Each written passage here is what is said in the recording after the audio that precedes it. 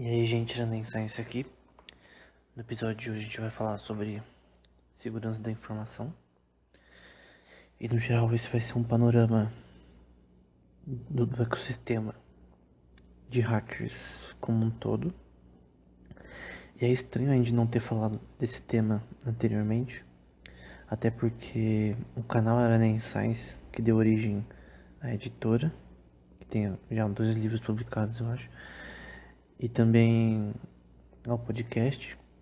Originalmente era chamado de Hackerman. Então, a proposta original do canal sempre foi falar sobre segurança da informação, mas com o tempo eu vi que era um tema muito chato de falar só sobre ele.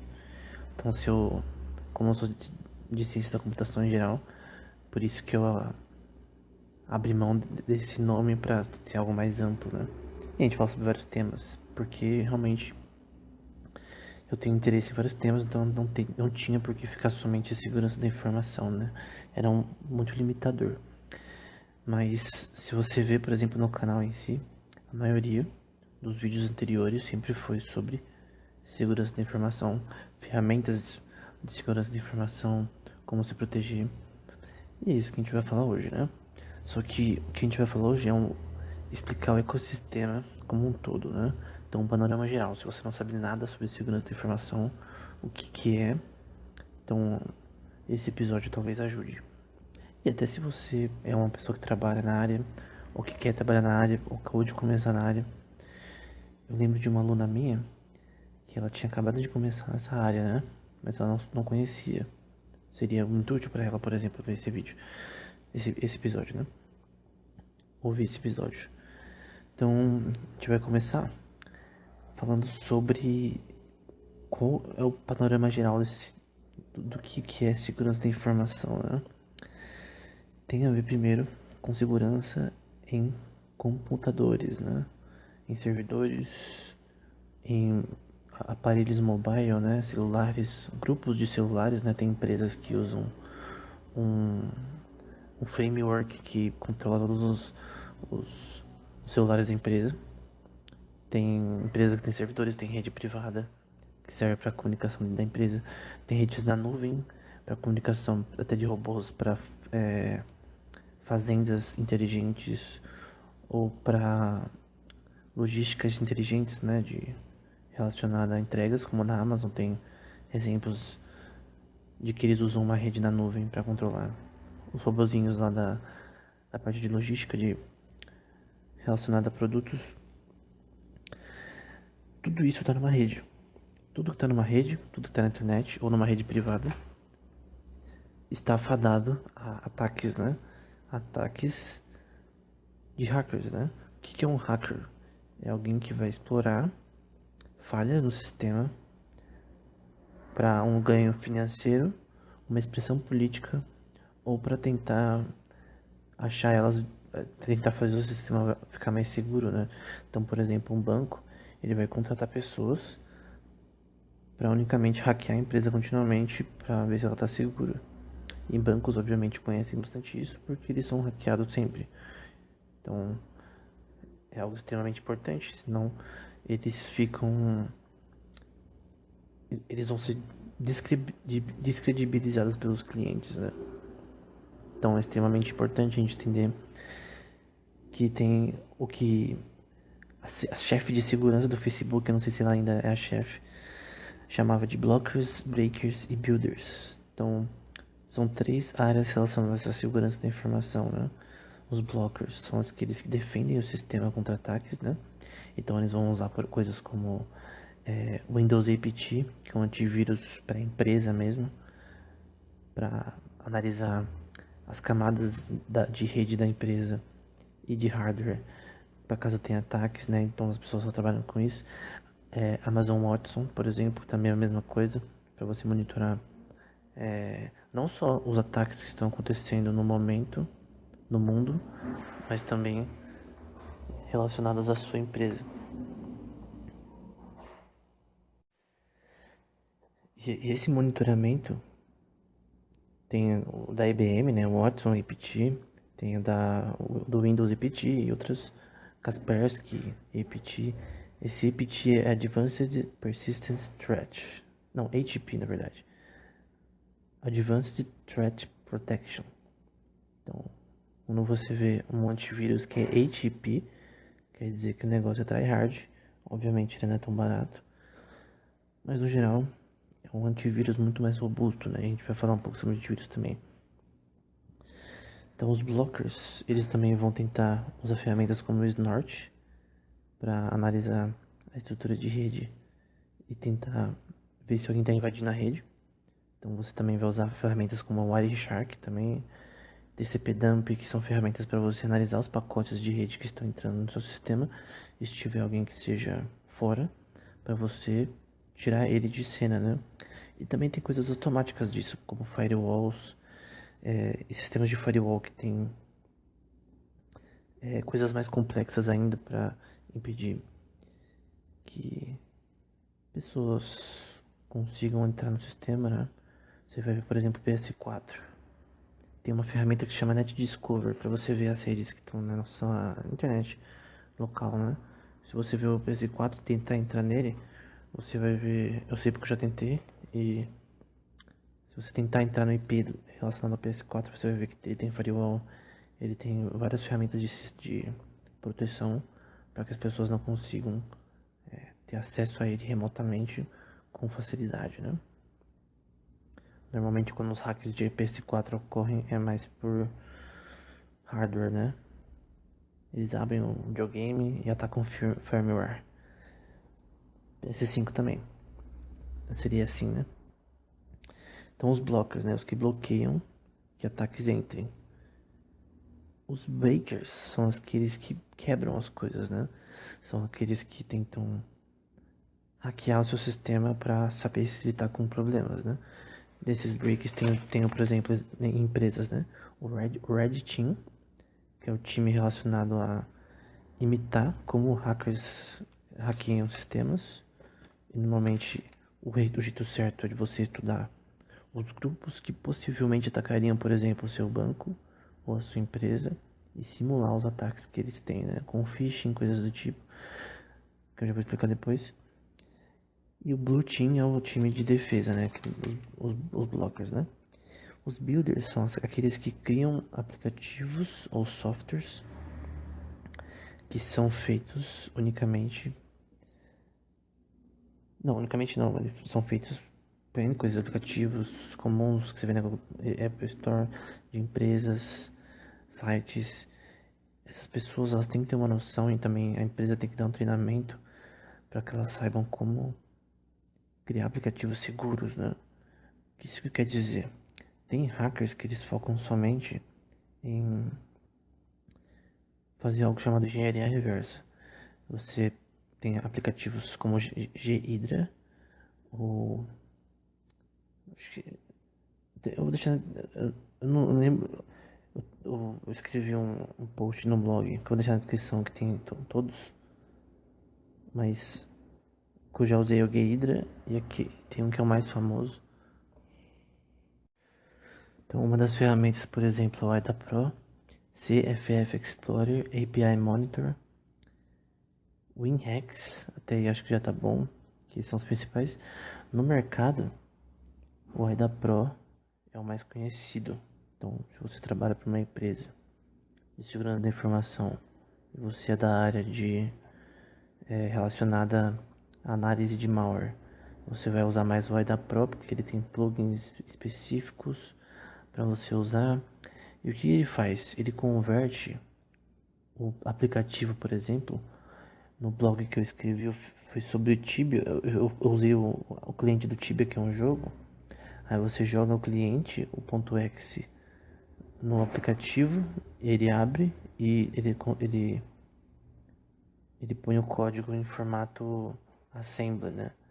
Pra quem não sabe, assembly é uma linguagem que todos os computadores usam, que é mais próxima da linguagem binária, né? Então tem a linguagem binária, a hexadecimal, depois é a assembly, que é uma linguagem, é programação tecnicamente, mas é um pouquinho mais complexa, é mais próxima da linguagem de máquina. Depois de assembly tem a linguagem que se usa, Python, Matplotlib, linguagens normais. Então, mas normalmente não uso o da Pro porque é pago. O Guida é melhor que é de graça.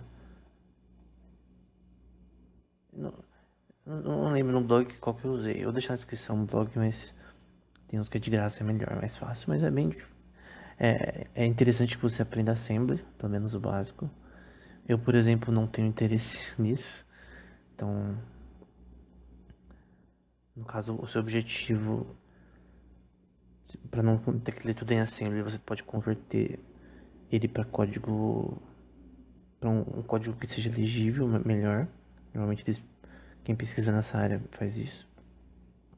E normalmente o código-fonte de um arquivo .exe ele está criptografado, né? Porque a empresa, obviamente, não quer que você veja o código-fonte dela, até por concorrentes e tal.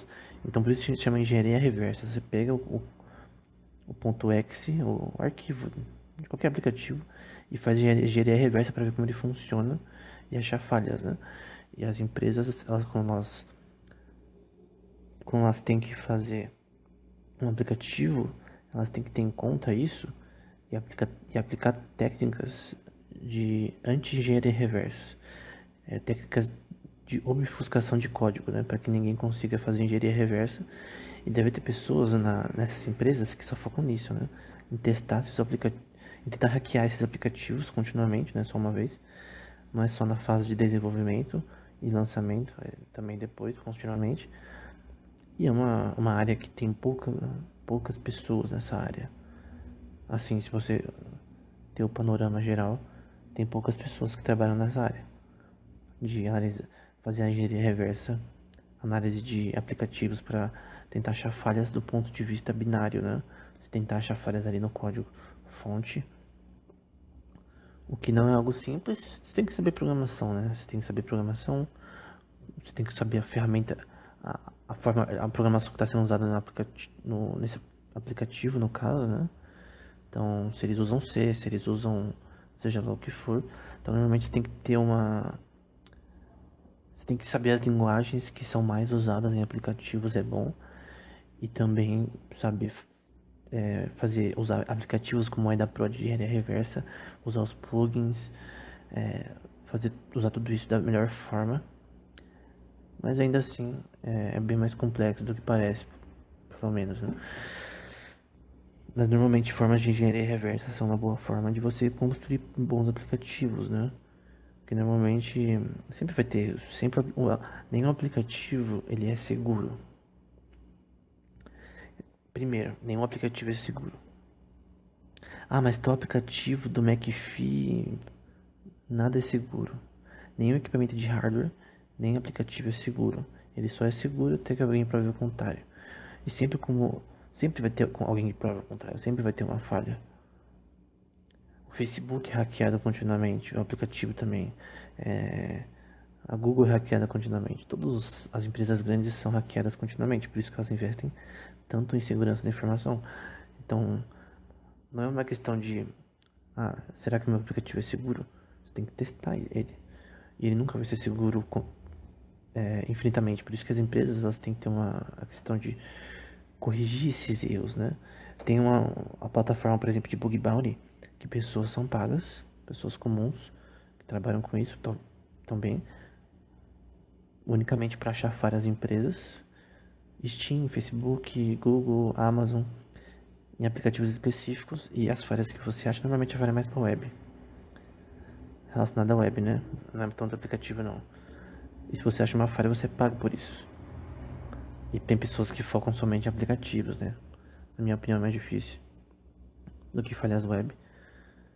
Mas eu não. Bug bounty é muito. Demanda muita paciência. Eu não sou o tipo de cara de paciência. Mas ferramentas boas são o Burp Suite, por exemplo, para a questão web. É extremamente importante para quem trabalha em bug bounty para sites, por exemplo. Você quer achar falhas em sites, você reporta a falha, explica como a falha foi encontrada. E aí você ganha dinheiro por conta disso, né? E tem as recompensas baseadas na falha, né? Na gravidade. Se é uma falha muito terrível que ia destruir o aplicativo ou coisas do tipo, né? Então, no geral, os builders, principalmente de empresas grandes, têm que criar serviços de bug bounty, né? Como a HackerOne, por exemplo, você escreve sua empresa lá, Tesla, por exemplo, seja lá o que for, e aí assim, você põe lá qual é o escopo que a sua empresa quer que as pessoas achem falhas, se é só o site, se é só o aplicativo. E é assim, eu, por exemplo, já fiz muito do Steam, da Tesla, acho que essas foram as principais, mas eu nunca fui de. Sou mais a parte teórica, principalmente também, né? Acho que a falha mais legal que eu achei foi numa empresa que eu prefiro não dizer o nome, que é grande no Brasil. Eu tenho que contar a história de como eu achei essa falha, na verdade. Eu tava na empresa, né? Eu fui fazer uma entrevista. E aí nessa entrevista a gente tinha que se inscrever no site de candidatos, né? Aí beleza, não passei na entrevista. Era uma entrevista pra coisa simples, né? Telemarketing. Mas eu já manjava. Eu já estudava segurança da informação na época. Mas não consegui emprego na área, né?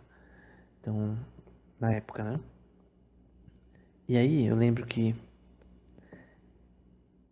eu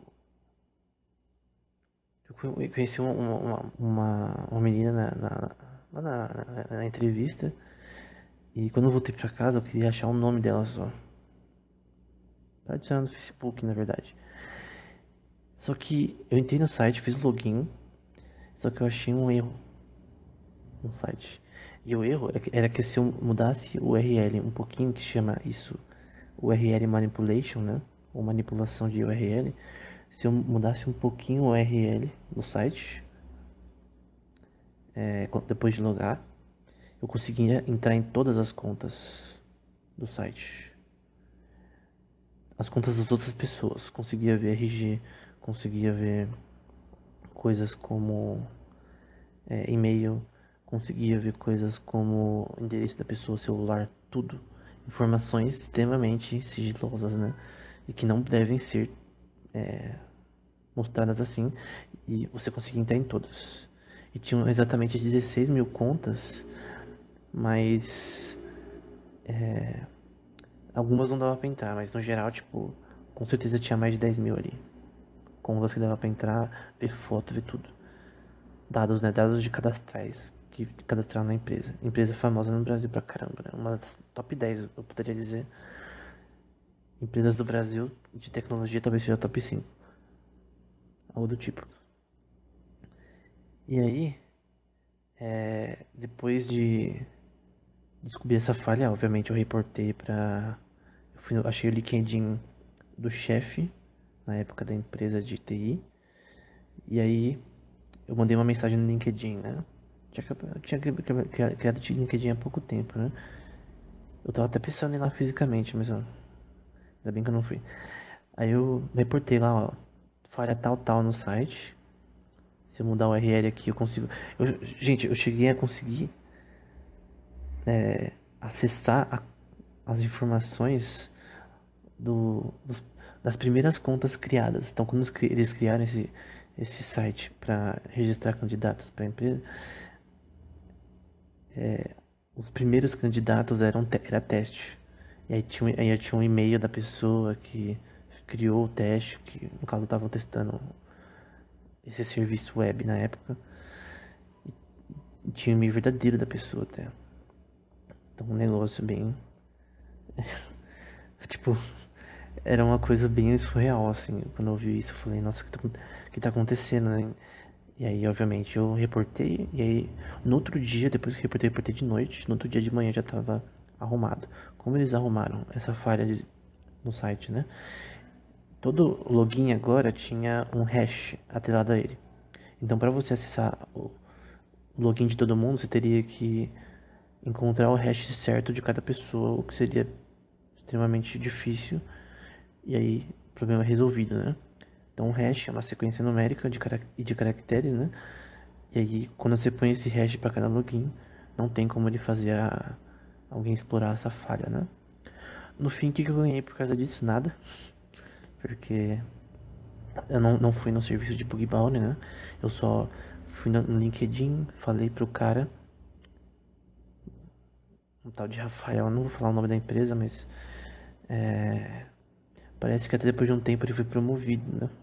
Não, assim, eu não tenho como saber se foi por causa disso também. Porque, gente, se essa falha, se eu reportasse essa falha na mídia, que é uma empresa grande, essa empresa ia rodar. Mas rodar sério, porque tava começando a vir a LGPD, né? Lei de proteção de dados no Brasil e tal, seria terrível pra empresa. Mas eu também nunca faria isso. Acho que mesmo se acontecesse, se eu achasse uma falha assim desse tipo hoje, eu ia fazer a mesma coisa. Reportar pro líder do TI, ele resolveu no outro dia, tudo certo. Ninguém pode usar ela agora, né? Então, foi, foi a minha primeira falha que eu achei, na verdade. Na época que eu estudava em segurança de informação ainda. Mas hoje eu sou mais pra área de ciência da computação em geral, teoria. A ciência da computação, né? Mas também envolve segurança de informação de vez em quando, né? Então, no geral, empresas, elas têm que ter departamentos focados só em pessoas que tentam hackear a empresa para achar falhas, resolver essas falhas e depois de resolvidas, continuar achando novas falhas. Então, sobre o ecossistema de hackers em geral, né? Primeiro, tem 3 tipos de hacker. Tem outros tipos também, mas eu vou citar os principais. White Hat, Grey Hat e Black Hat. White Hat é o hacker bonzinho. Ele trabalha para uma empresa, num serviço de bug bounty, que é independente, né? Você ganha por quantas falhas você acha. Se reporta. Ou dentro da empresa, né? Você é pago pra, de repente, ser um blocker, ser um builder, ser um breaker. Não importa. Talvez você construa código seguro, ou você revise o código para ver se é seguro. Você tenta monitorar a rede da empresa, enfim, usando ferramentas como Windows ATP, por exemplo, ou coisas do tipo. Então, no caso, esse é o White Hat, né? O Grey Hat são hackers políticos, né? Então, por exemplo, tem o Chinese Green Army, que era um grupo que o foco dele era mais político na China e tal.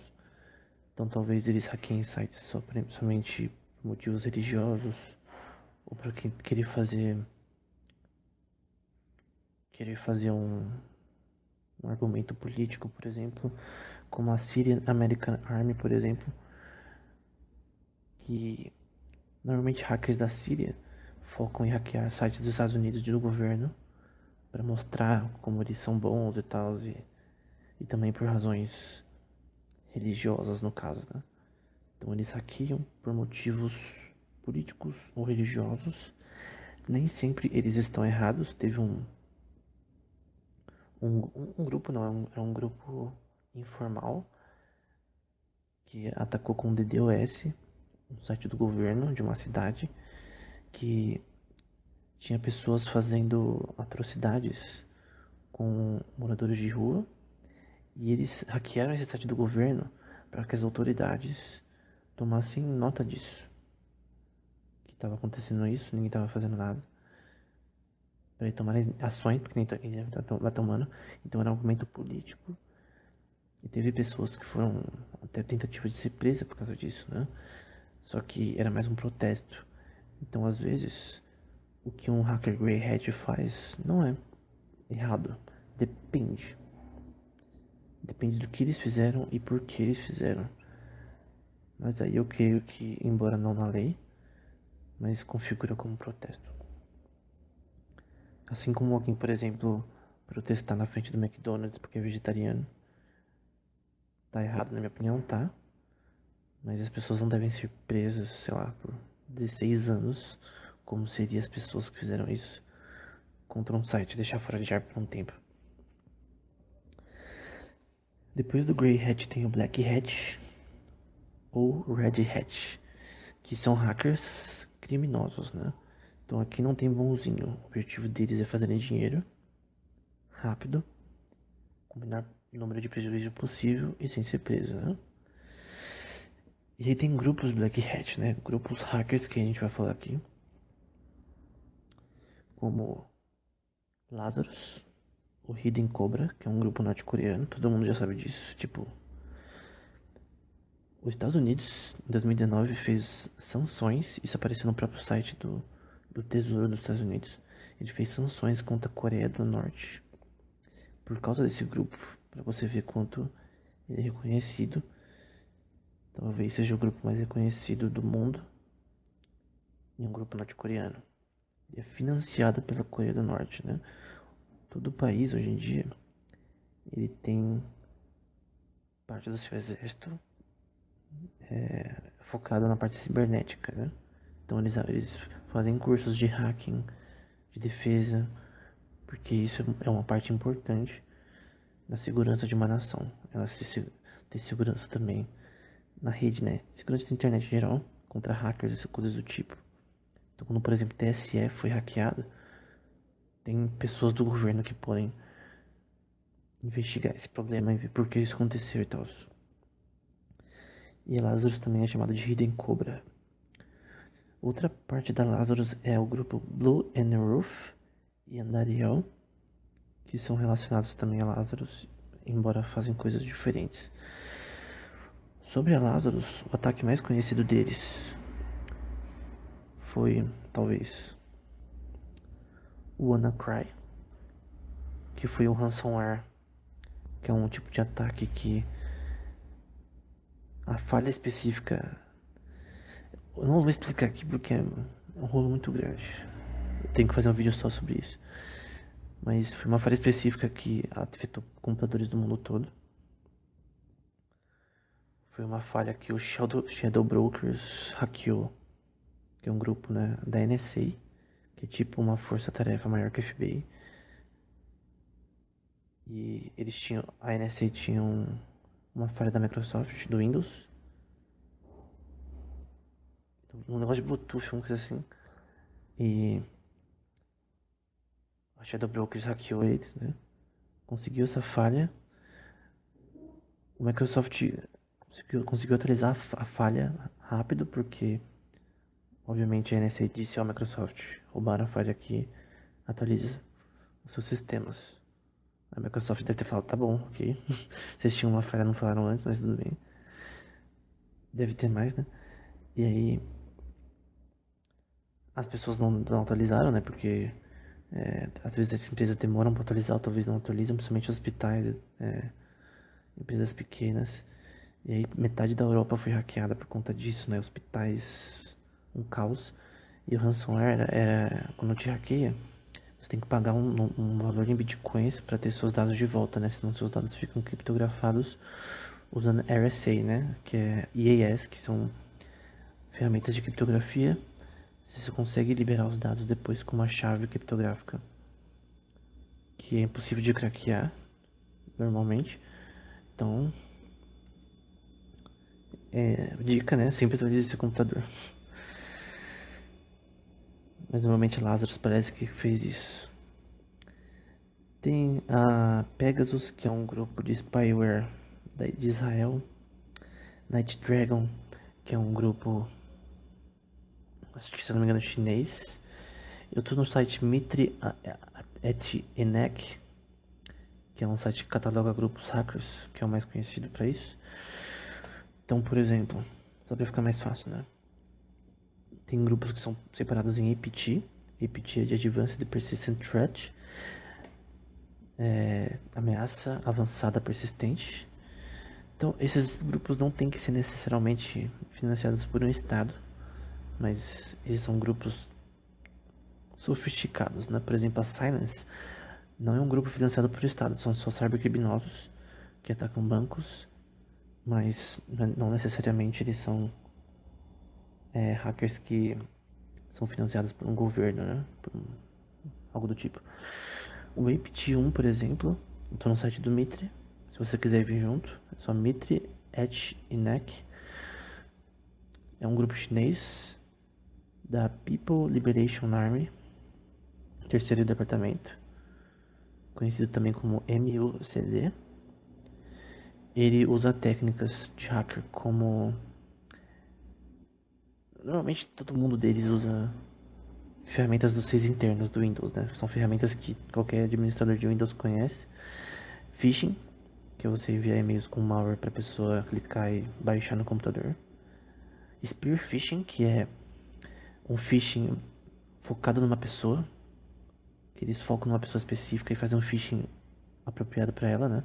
De repente finge que é um banco, não vai hackear outro banco, por exemplo. Ferramentas de escalamento na rede, né?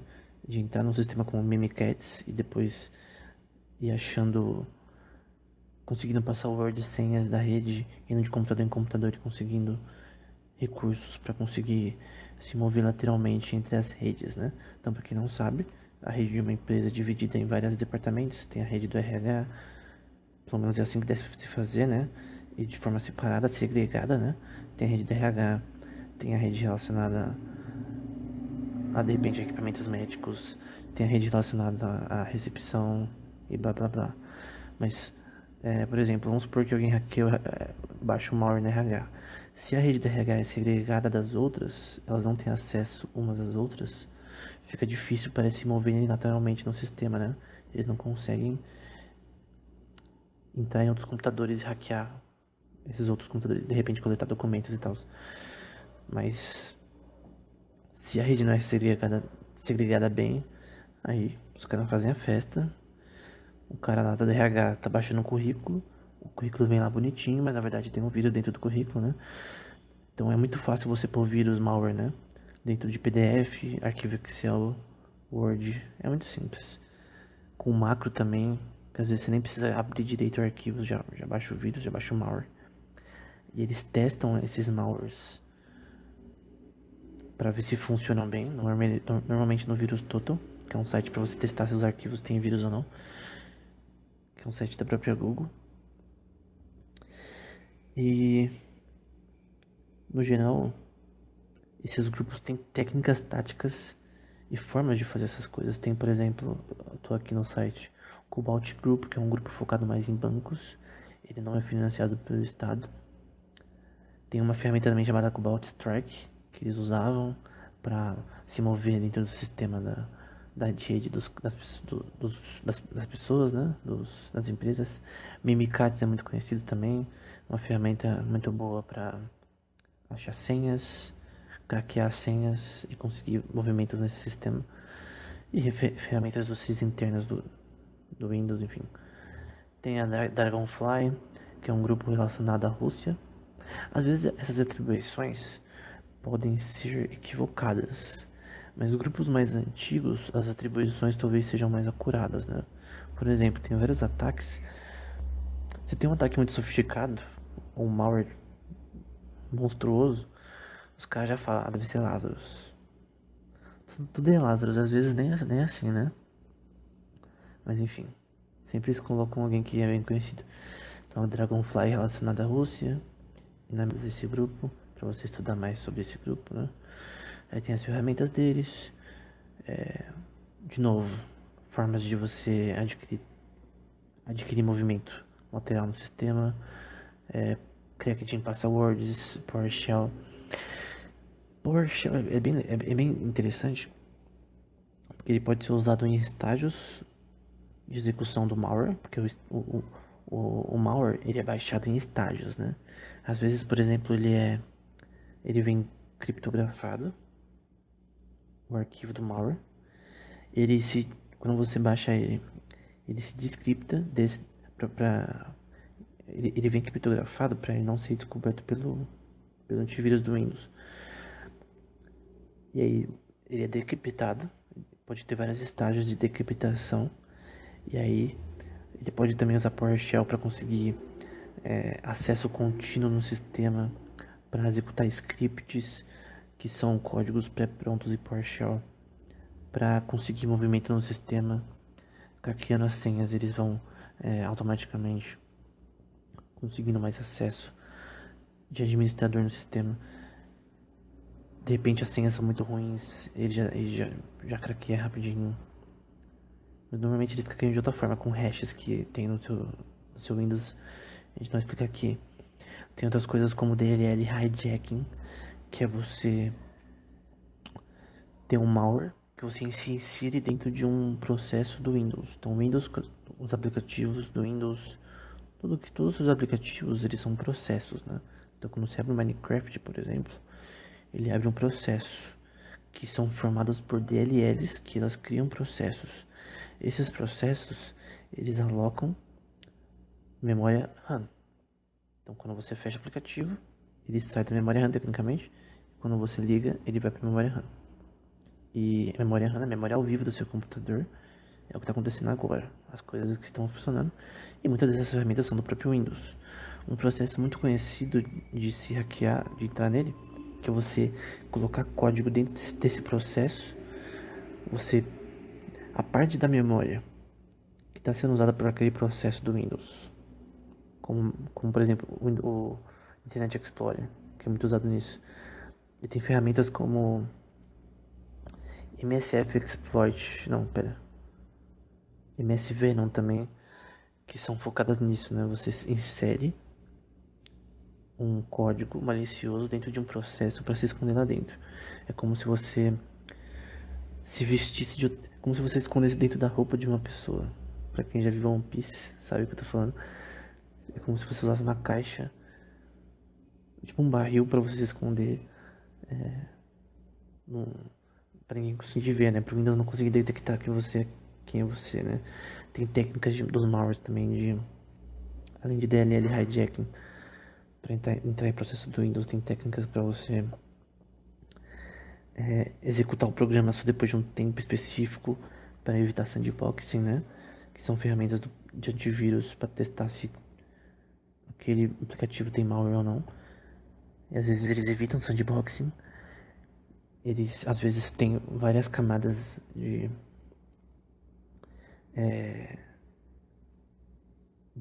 máquinas virtuais para impedir que sandboxing de novo. Porque normalmente pesquisadores eles usam máquinas virtuais para analisar malware. Normalmente é sempre assim. Tem até, para quem não sabe, máquinas virtuais são uma coisa que você baixa para você ter tipo um novo computador dentro do seu computador. Então, máquinas virtuais servem para isso. Para quem trabalha de TI sabe como é. Então, você pode ter o Linux, Windows, é muito útil. E aí, no caso, para não ser analisado o malware, de repente descobriram como ele funciona. Tem essas técnicas de obfuscação de código, criptografia, evitar sandboxing, evitar também essa questão da análise por especialistas em análise de malware com máquinas virtuais normalmente. E outras técnicas, né? Tem o Leviathan, outro grupo também conhecido, Mustang Panda, Poseidon, que é um grupo brasileiro muito forte, que parece que ele é ativo mais nos mares, parece. Com satélites, coisas do tipo. É um, é um grupo bem complexo e talvez seja um dos grupos que no Brasil com certeza mais poderoso no momento, conhecido e catalogado aqui no Mitre. A entrada dele foi criada em 2007, 2017 e no caso eles usam PowerShell, eles usam formas de information gathering, enfim, não tem muita coisa deles. A Kaspersky fez um blog sobre eles em 2016, mas é um grupo brasileiro de cyberespionagem muito famoso, brasileiro, né? E até parece que ele, eu já, eles já falaram comigo no LinkedIn já e no YouTube. Eu postei coisas sobre eles. Eles viram e gostaram até. Então não sei como esse grupo age, mas é um grupo muito forte. Talvez o mais forte do Brasil. Tem o Silence, que é um grupo que hackeia bancos. Foco na Ucrânia, Bielorrússia, Azerbaijão, Polônia, Cazaquistão. Rússia, no geral, né? É um grupo que tem sido monitorado na Rússia bastante. Ele é bem complexo e parece ter duas pessoas que comandam esse grupo. Tem as mulas também, que são as pessoas que são pagas pelo grupo para tirarem dinheiro do caixa que eles saqueiam. Eles saqueiam as contas, né? Depois saqueiam o caixa. Às vezes essas mulas são presas, né? Mas eles usam, no geral, códigos em JavaScript, é, program-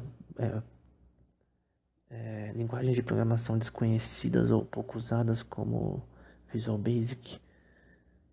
Às vezes os caras fazem vídeo numa linguagem totalmente desconhecida para ser mais difícil do cara analisar. Comando de PowerShell para executar payloads, né, para rodar os malwares deles no sistema do banco, por exemplo. Ferramentas de SIS internos, DLL hijacking em um processo chamado FWMAN32.exe. Então, por exemplo, se você vê os processos que são relacionados a esse grupo e você vê que está acontecendo isso na sua rede, sei lá, com 500 computadores, você já vai achar suspeito e tentar matar esse processo, tentar investigar esse processo. Então, tem processos que estão listados para a gente saber se é vírus ou não. Tem também no phishing, normalmente os e-mails que eles enviam estão criptografados usando formas como CHM, link ou zip para se compactar pastas, né? Para não serem descobertos. Mimikatz também usa bastante para movimento lateral, enfim. E outros grupos também como Silent Librarian, NetDragon, que é um grupo chinês, parece. E entre outros, né? Tem tanto grupo que não faz sentido eu falar todos, né? Tem o Fin7, que é um grupo focado mais em ataques financeiros. No fim, eles usam ferramentas parecidas, né? A única coisa que eu acho errado do Reddit, talvez de algumas empresas, é que às vezes elas não. O que o Reddit tem que fazer? Ele tem que replicar o que os grupos fazem, as ferramentas que eles usam, contra a própria empresa para ver se eles estão seguros, né? E às vezes Redditins parece que não tem essa mentalidade. Mas no geral esses são os grupos, né? Eu tô vendo que eu não vou conseguir terminar tudo nesse episódio, né? Falta muita coisa ainda. Eu vou focar na parte mais importante do ecossistema. Então, esse episódio vai ser só ecossistema, porque tem tanta coisa pra falar ainda. Não é o suficiente, mas no geral, eu vou falar agora. Na verdade, eu vou usar até uns slides que eu de um professor que eu tive sobre esse tema no Udacity, que fala sobre agora grupos relacionados à Deep Web, né? O que é Deep Web? É o Tor, na verdade, né? Que é um sistema descentralizado que pessoas rodam esses servidores do Tor, essa internet diferente, ao redor do mundo de forma voluntária. É semelhante ao Bitcoin nesse contexto. E lá não é internet comum, é diferente da internet comum porque é uma rede segregada da internet comum. Talvez a mais conhecida e única nesse sentido. E tem uma empresa que roda o Tor e tal. No Tor tem coisas boas, tem coisas ruins, enfim, tem pessoas que usam esse sistema que a gente chama de Deep Web para fazer coisas ruins, para vender besteira, para vender cartão de crédito, roubado, esse tipo de coisa. E até a Polícia Federal, agentes da Polícia Federal às vezes fazem cursos lá fora relacionados à investigação na Deep Web. E tem softwares só feitos para investigar a Deep Web, tá? E normalmente eu recomendo que empresas como de bancos tenham ferramentas para isso.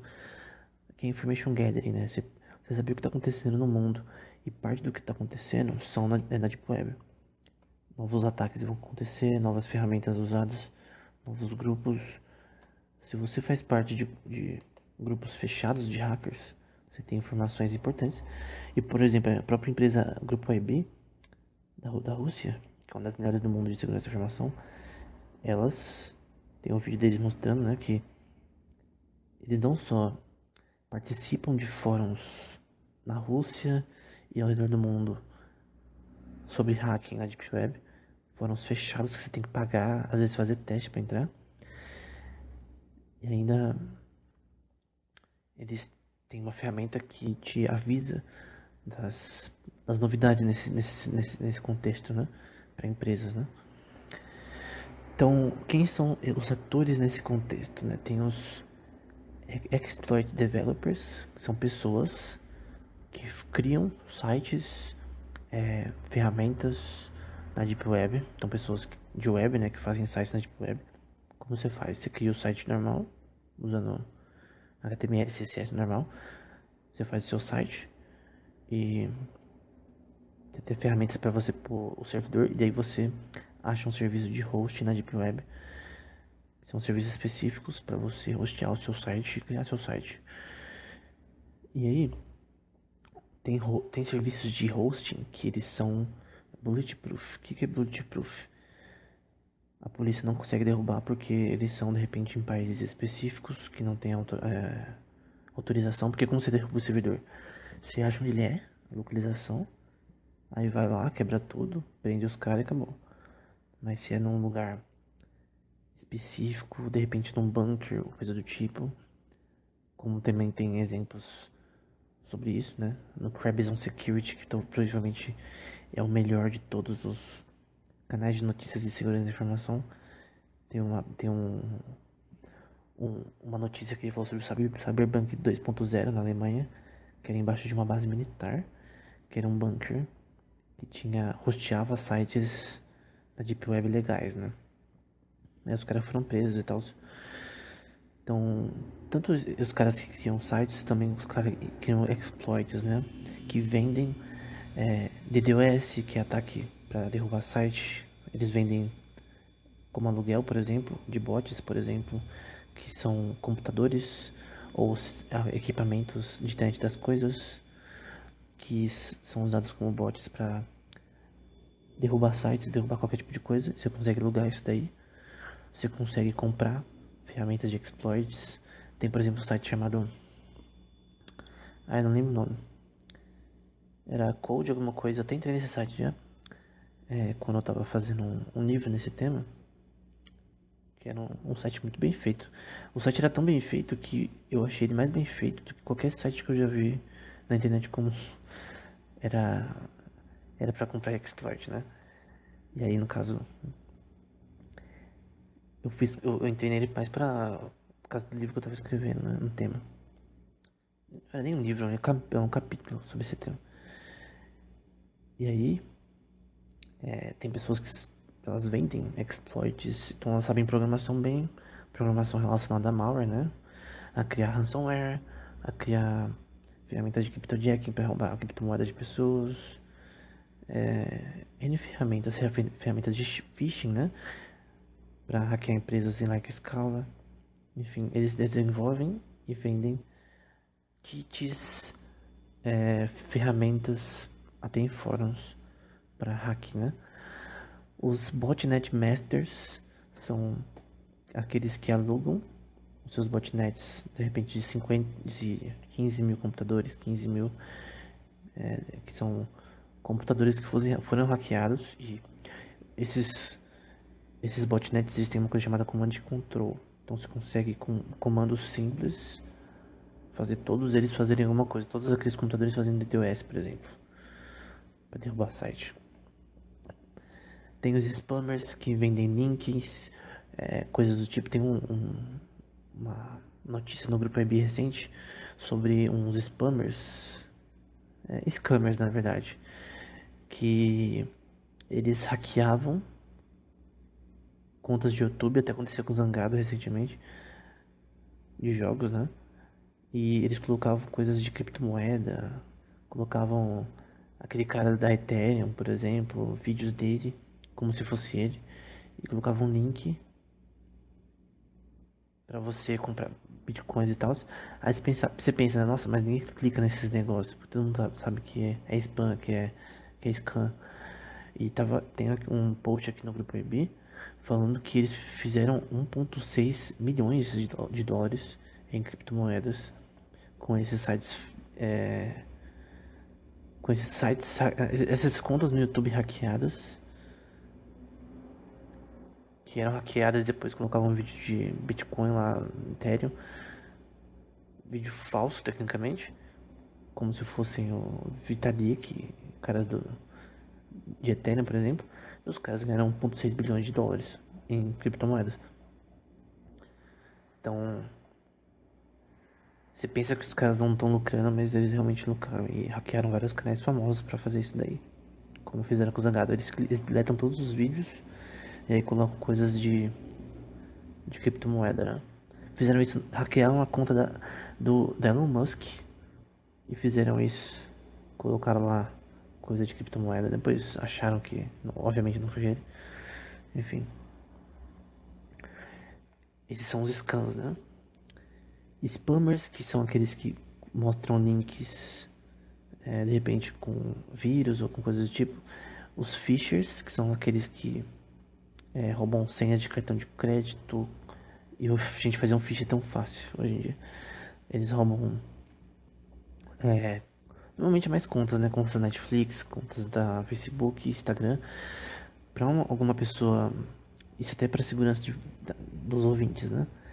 Para uma pessoa ser hackeada, o Instagram, a forma mais simples é um phishing. Então ele envia um e-mail. Tem programas pré-prontos para você enviar esses e-mails para várias pessoas até. Com a conta do Instagram. E aí você entra lá como se fosse normal. E depois você é direcionado para o site do Instagram real, né? Você tá no site falso, depois você vai pro real. Para você não aconteceu nada. Mas eles coletaram os seus dados, né? De. Seus dados de login e senha. É bem fácil fazer isso. Hoje ser hacker é muito fácil, você não precisa saber muita coisa não. Principalmente esses caras que só compram ferramentas em vez de criar eles mesmos, né? Tem os counterfeiters, que são aqueles que rodam websites vendendo coisas falsas, cartão de crédito, coisas do tipo, vendendo coisas que obviamente são falsas, de repente passaporte falso, tipo, você só paga e nunca vai acontecer nada, né?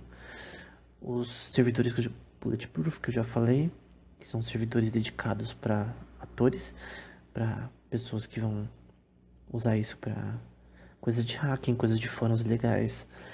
E alguns Bulletproof hostings são mais pesados, né? Usando sites super mega ilegais. Tem os que vendem os carders, que são aqueles que vendem contas de banco hackeada. Vamos supor, tem 5 mil na conta do banco e eles vendem por $200, por exemplo. Tem aqueles negócios de Bitcoin pra você.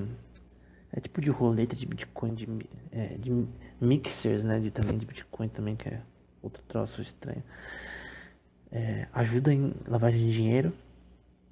Você pode usar Bitcoin Mixing para isso, por exemplo. Crowdturfers, que são aqueles que criam, verificam e gerenciam contas falsas, né? Enfim, é realmente um ecossistema em que você tem, por exemplo, também fóruns underground, né? Que são fóruns que relacionados a coisas legais, às vezes, né? E às vezes a própria o FBI ou serviços de inteligência de países de polícia, né? Entram nesses fóruns para investigar eles e às vezes são sites criados pelas próprias polícias para investigar o que as pessoas estão fazendo. Enfim, tem os black markets, fóruns, né, que são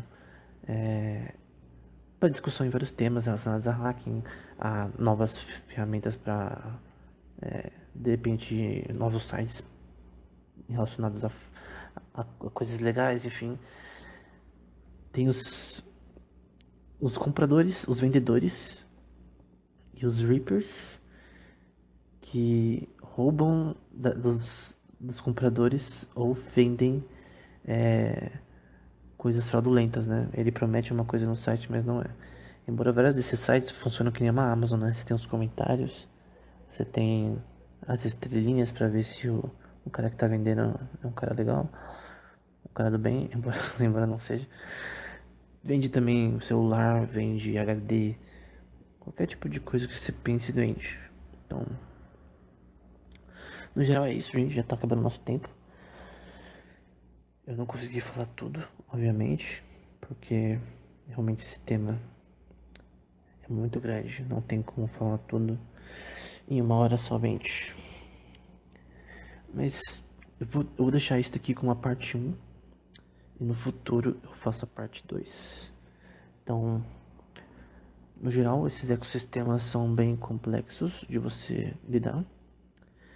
E eu vou terminar com uma frase que eu vi num curso que foi entrevistado um cara da Alien Vault, o CEO da Alien Vault. Ele falou que o crime virtual é que nem um crime na vida real. Você não acaba com um crime, tipo, zero crime. Tipo, em um ano não teve nenhum crime no mundo, no país, na cidade. Isso é impossível. O que você faz é mitigar o crime, você diminui. E estudar segurança da informação, ajudar empresas ou também governos a serem mais seguros, é uma forma de impedir que essas pessoas que são hackers criminosos, black hats, ajam de forma maligna, né? Hackeiam pessoas, empresas, destroem hospitais. Gente, o tanto de hospital que já fechou, que foi destruído por causa de ransomware, por exemplo. Cidades que foram hackeadas e destruídas também. Destruídas não, vai. Que foram afetadas por ataques desse tipo, que você consegue ver na notícia. Assim, toda pessoa que estuda segurança de informação, ela tem que ter uma mão nas novas ferramentas, nas novas táticas, técnicas que os grupos estão usando, e outra mão nas notícias, né? Uma pessoa que estuda essa área, ela tem que estar muito ligada em notícias nessa área, blogs de segurança de informação de empresas. Então não é uma área muito acadêmica. Na literatura acadêmica, eu sei por experiência própria, você não acha muita coisa. Você acha mais em blogs, você acha mais em ferramentas como a Google Exploit Database, que eu vou falar em outro vídeo.